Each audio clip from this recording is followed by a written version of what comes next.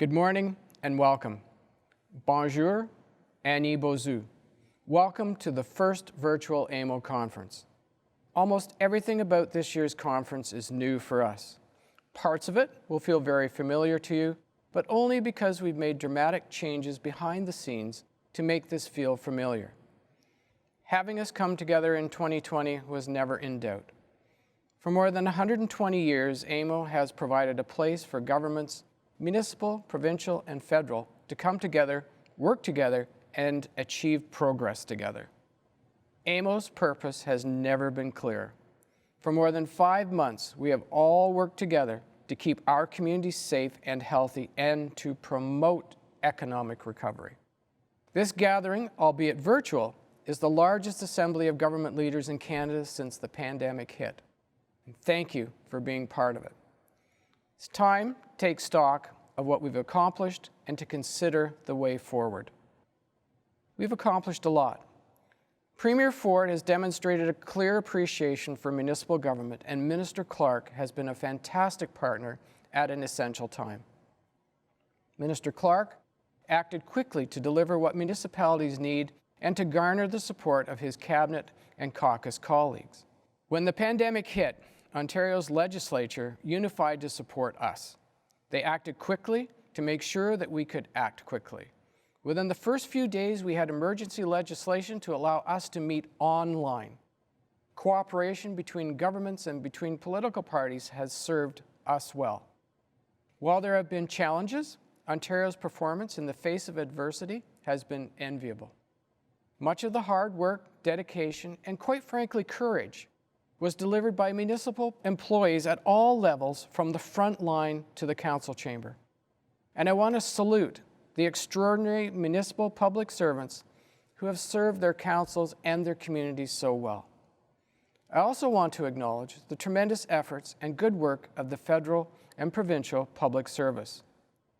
Over the past 5 months, I've witnessed a remarkable level of collaboration to accomplish the urgent policy changes needed to keep people safe, safeguard the economy, and to keep key systems functioning.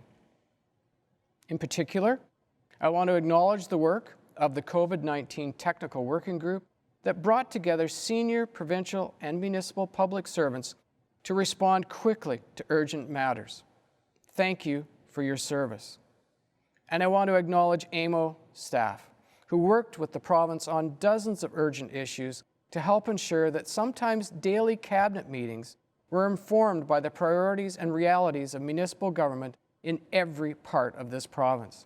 Whether we were seeking $4 billion in financial assistance for municipalities or figuring out how to deliver marriage licenses online, AMO staff played a constructive role in every provincial decision that has supported municipalities since the first hours of the COVID emergency.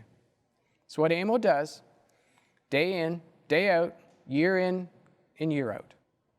Usually, we work quietly in the background, but we are on the front page when we need to be.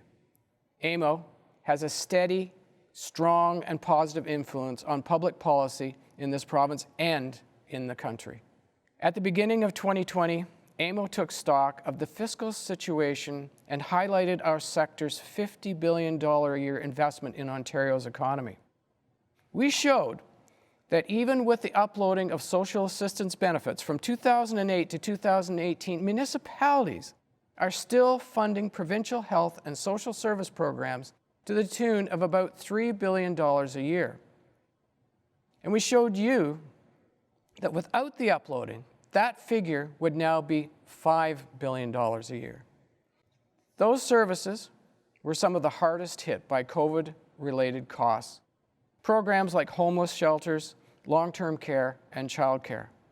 The province responded quickly to these added costs, creating the Social Services Relief Fund.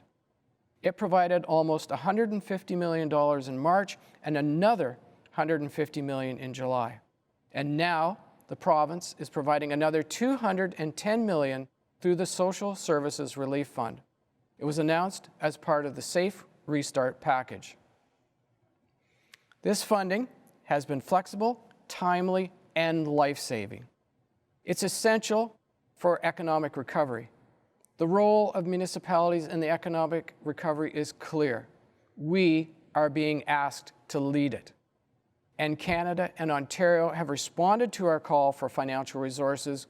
We need to play our part. I'm proud of the role AMO played in helping to secure $4 billion in federal and provincial financial assistance for municipalities. We immediately joined forces with FCM to bring the federal government to the table. We worked with our members and other municipal organizations in Ontario and across the country to generate momentum. And we worked closely with the province to support its leadership role on the national stage and to secure matching provincial contributions. Every municipality will benefit from this work. Financial assistance will reach every part of Ontario through a per-household allocation and by need. This funding will offset past costs and help municipalities plan for unknown impacts in 2021.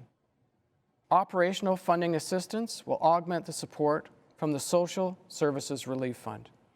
An additional funding for transit will help municipalities cope with the immediate and near-term impacts on transit systems of all sizes. The government's common sense approach is getting money out the door quickly.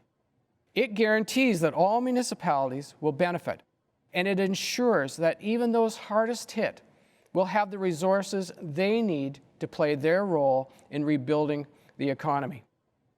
The success of Ontario's municipal sector is fundamental to the success of Ontario.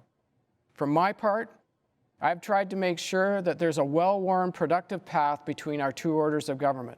I want to thank Minister Clark for making that path so clear and so welcoming. We are fortunate that Minister Clark understands municipal government. He understands AMO's role in the provincial and municipal relationship, and he supports the MOU process. He works to make sure that his government benefits from municipal experience and perspectives. We need to make sure that municipal governments deliver that well. AMO's work must reflect the full weight of Ontario's municipal community. We urge you to help us do that by engaging with us and thinking about how we can be helpful to all municipalities. Your association is only as strong as you make it. If the past 5 months have taught us anything, it is that working together brings success. And AMO brings our sector together. These are my final days as your president, and I know that the torch will pass to capable hands. You have two very strong candidates to choose from, and I'm encouraged by the number of strong community leaders who stepped forward to serve on AMO's board.